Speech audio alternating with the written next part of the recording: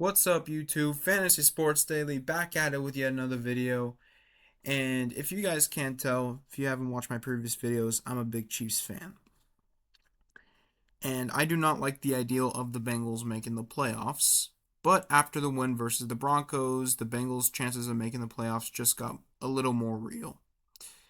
So we're going to be explaining in this video how the Bengals can make the playoffs. Like and subscribe for more videos like this. The Bengals need to do three things to make the playoffs. Very simple. A.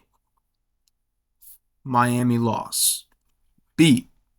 They need at least one Indianapolis loss. So they need Miami and Indianapolis to lose one of their two games. So if Miami goes 2-0, the Bengals don't make the playoffs.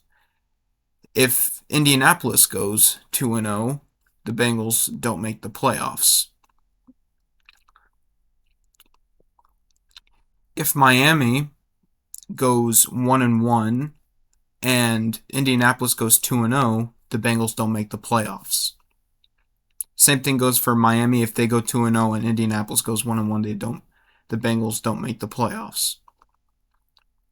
But the Bengals have a chance if Miami in their next two games go 1-1 or 0-2, or if Indianapolis goes 1-1 or 0-2.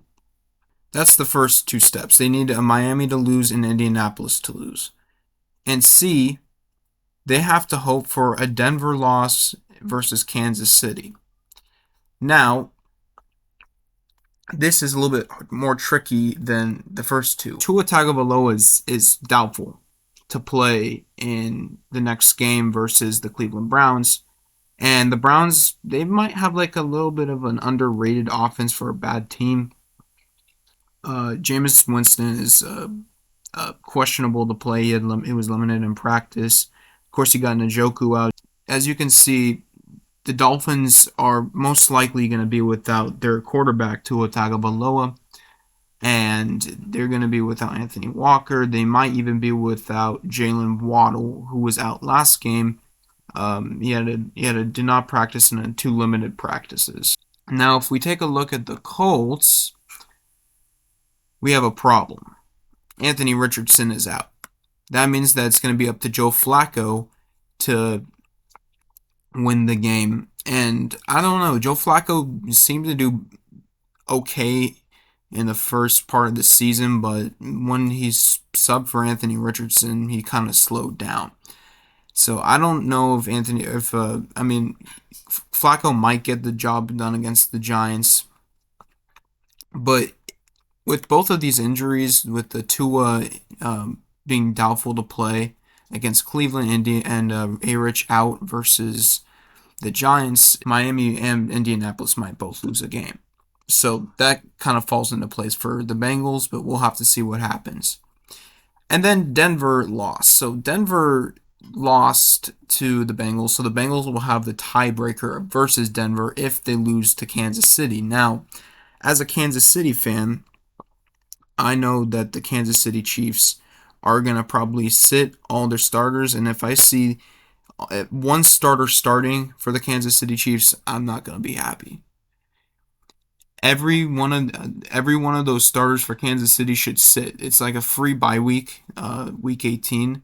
We have two bye weeks in a row. We clinched the bye week for the wild card round, and then we got the bye week for week 18 because we already clinched the one seed. For Denver, it's not a bye week. They are actually trying to fight they need to fight. They're going to start their starters. It's not ideal for them, but they're going to start their starters, and it's going to be a game of Denver starters versus a game of Kansas City's other players, bench, whatever you want to call it. So this is the only really tricky part for the Bengals, is if Denver beats Kansas City, then Denver makes the playoffs, the Bengals are out. But if a KC bench somehow beats Denver, the Bengals are in, including the Miami loss and the Indianapolis loss. The Bengals are in. So it's actually up to Kansas City if they want to win this game or not. The Bengals' hope is in the Bengals' hope of making the playoffs goes through Kansas City. If they win, then if Kansas City wins, then the Bengals make the playoffs with Miami's loss and Indianapolis's loss. And that's basically the path. Like and subscribe for more football content. If you want more content like this in the future, let me know in the comments.